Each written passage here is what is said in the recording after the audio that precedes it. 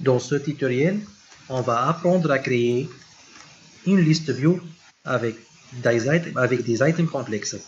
Comme vous pouvez le voir au niveau de cet émulateur-là, nous avons une activité qui contient une liste view avec des items qui contiennent plusieurs éléments et non pas un seul. Donc,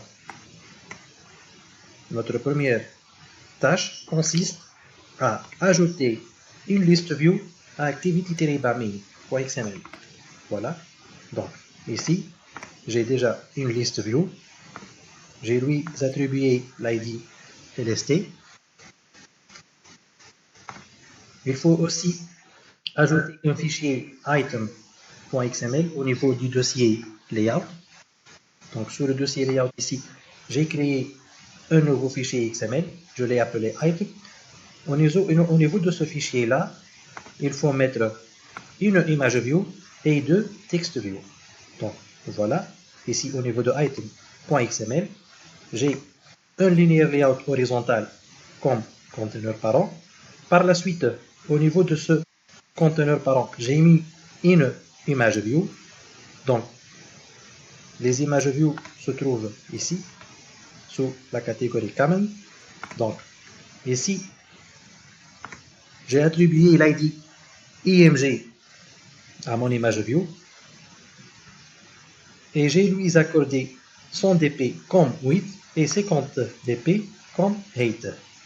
Par la suite, j'ai mis un linéaire layout vertical et au niveau de ce linéaire layout vertical, j'ai mis les deux text view. Le premier text view a comme id ville et le deuxième text view a comme id pays. Donc, le premier text view va afficher le nom de la ville et le deuxième text view va afficher le nom de pays.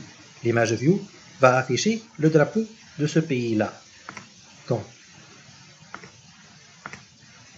c'est pour la partie XML. Donc, maintenant, au niveau de la partie Java, nous devons tout d'abord créer une variable de type listView. Je vais l'appeler ls.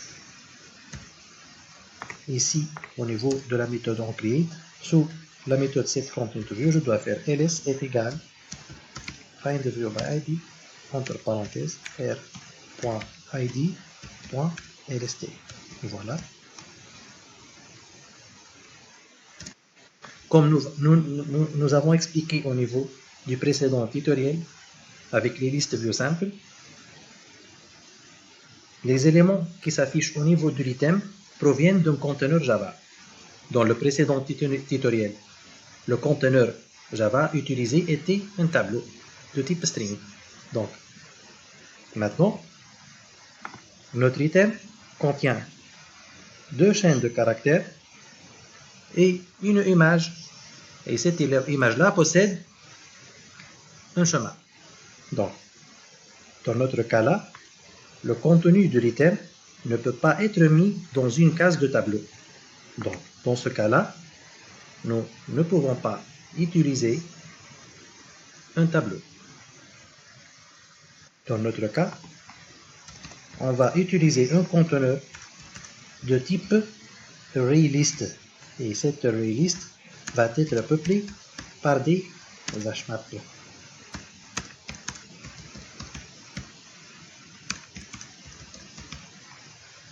Voilà, c'est le type de mon conteneur. Je vais l'appeler values et je dois l'espécifier bien sûr. New ArrayList. Et ici, il faut mettre hashmap string string. Donc, voilà. Donc, tant que cette ArrayList va être peuplée par des hashmaps, c'est-à-dire les cases de cette ArrayList vont contenir des hashmaps. Chaque case de l'ArrayList va avoir un hashmap. Donc, ici, je dois créer une variable de type hashmap.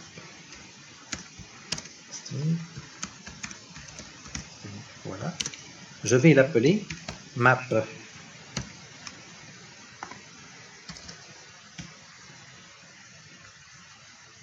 Maintenant, au niveau de cette variable de type hmap string,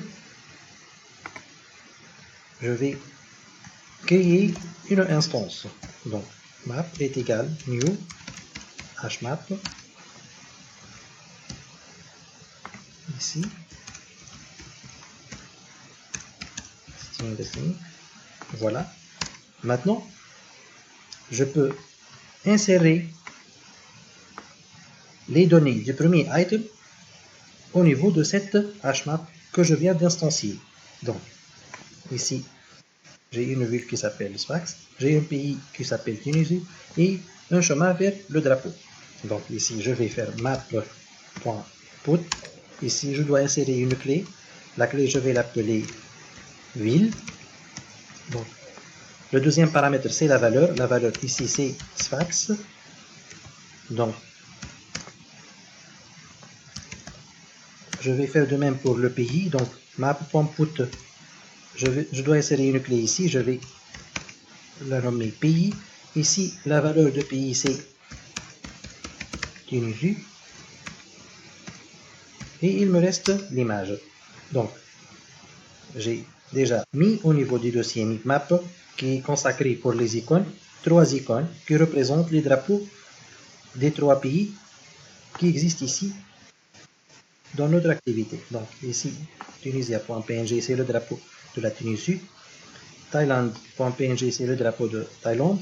Et France.png, c'est le drapeau de la France.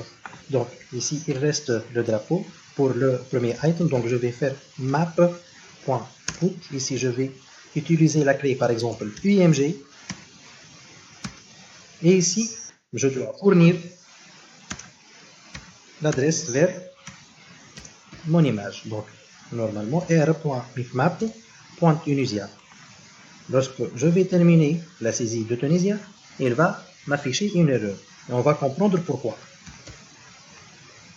Voilà. Donc, j'ai fourni l'adresse de l'image. Il m'affiche une erreur. Et il a raison. Pourquoi? Parce qu'ici, notre hmap est de type string. C'est-à-dire, ici, le put doit avoir comme clé une chaîne de caractères et elle doit avoir comme valeur une chaîne de caractères. Ici, nous n'avons pas respecté ça. r.bitmap.tunisia n'est pas une chaîne de caractères. Donc, ici, il faut faire quelque chose qui rend notre valeur une chaîne de caractères. Donc, voilà. Il me demande ici de modifier le type de l'hmap en hmap string puis integer. Donc, or, je ne peux pas faire ça. Tout simplement parce que par la suite, je vais utiliser un adaptateur et parmi les exigences de l'adaptateur que je vais utiliser, les éléments mis dans l'ArrayList doivent être de type hmap string. Donc, ici, je vais faire recours à la deuxième solution, wrap using string.valueOf. Voilà, donc j'ai corrigé cette erreur-là. Maintenant, toutes les informations concernant le premier item sont insérées au niveau de cette hmap-là. Donc, il est prêt à être ajouté à notre ArrayList qui s'appelle values. Donc, ici, je vais faire values.add. Et entre parenthèses, je vais fournir mon hmap rempli. Donc, map.virgule. Voilà. Donc, j'ai terminé le premier item. Il me reste 2 autres items. Donc, je dois faire un copier-coller pour ce bloc-là. Donc, je vais copier ce bloc-là. Donc, ici, il faut faire copy. Par la suite, il faut faire paste.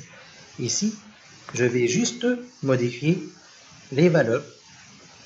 Et il faut faire attention. Il ne faut pas modifier les clés. Il faut garder les mêmes clés. Donc, ici, je vais mettre donc, Paris. Ici, le pays, c'est la France. Et par la suite, je vais changer cette valeur par France.p. Voilà, c'est le fichier France. Donc ici, je vais mettre r.bitmap.france. il me reste maintenant le troisième item. Donc je dois faire un copier-coller une autre fois. Donc ici je vais faire coller. Voilà. Donc ici, le nom de la ville c'est Phuket. Donc ici. Donc le pays c'est Thaïlande. Et ici, il faut appeler le fichier Thailand. Donc r.bitmap. Thailand. Et bien sûr, il ne faut pas oublier cette instruction qui a été déjà copiée. Donc, il faut toujours ajouter les hashmaps créés au niveau de notre array list qui s'appelle values. Maintenant, nous avons terminé la tâche de remplissage de notre conteneur. Il nous reste maintenant un adaptateur. Donc, j'ai l'item déjà ici. Il est déjà bien créé. J'ai aussi une liste view. Et j'ai effectué le find view by ID.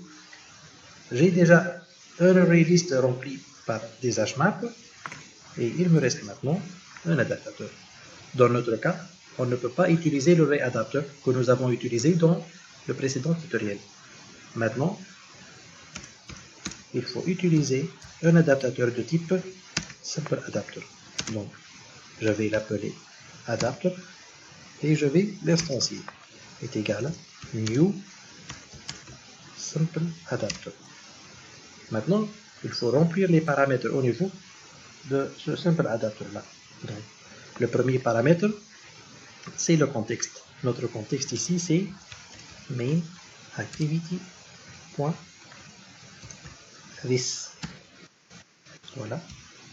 Par la suite, le deuxième paramètre ici, c'est notre conteneur d'éléments. Notre conteneur d'éléments, c'est values, c'est-à-dire c'est notre array list. Donc ici, il faut fournir l'array list qui s'appelle values dans notre cas. Voilà. Ici, le troisième paramètre, c'est le fichier XML qui représente l'item. Dans notre cas, il s'appelle item. Donc, je vais l'appeler.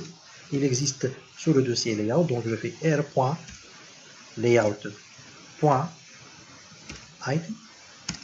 Voilà. Il me reste deux paramètres maintenant. Donc, virgule. Je vais retourner à la ligne. Le quatrième paramètre est un tableau de type string.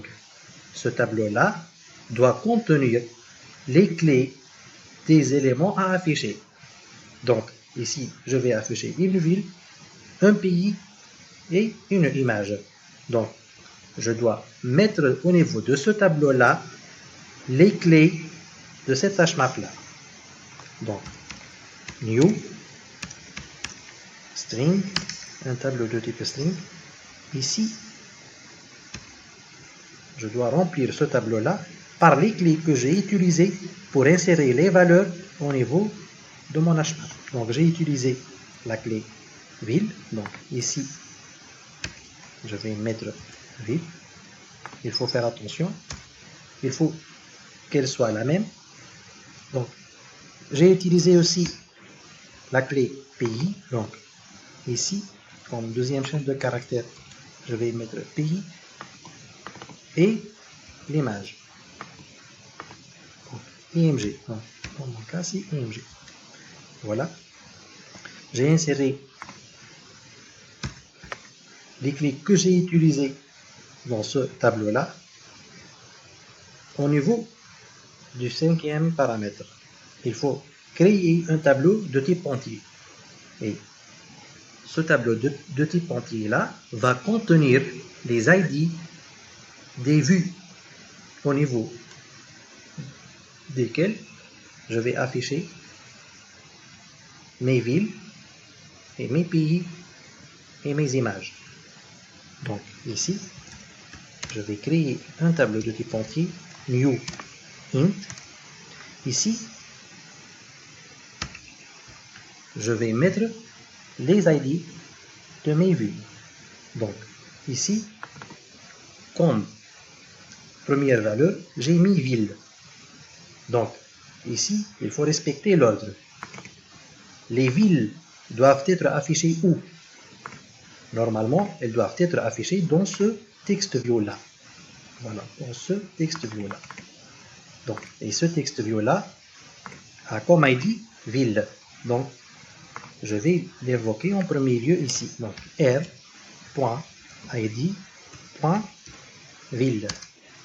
virgule. Par la suite, suivant l'ordre que j'ai utilisé dans ce tableau-là, j'ai mis comme deuxième valeur pays. Donc, les valeurs qui se trouvent derrière la clé pays doivent être affichées au niveau de ce texte view-là qui a comme ID pays. Donc, ici, je vais mettre r.id.pays,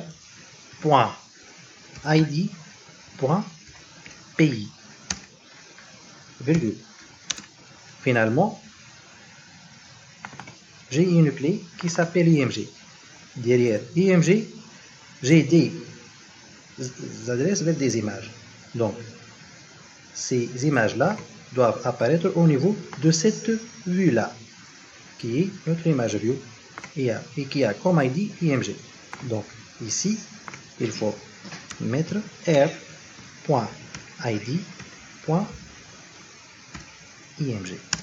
Voilà. Donc, nous avons terminé notre simple adapter. Il nous reste une seule instruction. Il faut attribuer cet adapteur à notre liste view qui s'appelle ls. Donc, ls.setAdapter. Et comme paramètre, je dois fournir mon adaptateur qui s'appelle adapter. Donc, CTRL-C. Ici, je dois faire CTRL-V. Avant de lancer l'exécution, je vais faire un petit raffinement ici. Donc, ce linear layout là, qui contient les deux textes view. Il s'agit d'un linear layout fils qui existe sur le linear layout parent. Ce linear layout fils, je vais lui modifier le height par wrap content. Voilà. Et maintenant, je vais lancer l'exécution. Donc, je vais quitter cette activité-là et je vais faire run. Voilà. Il faut attendre quelques secondes.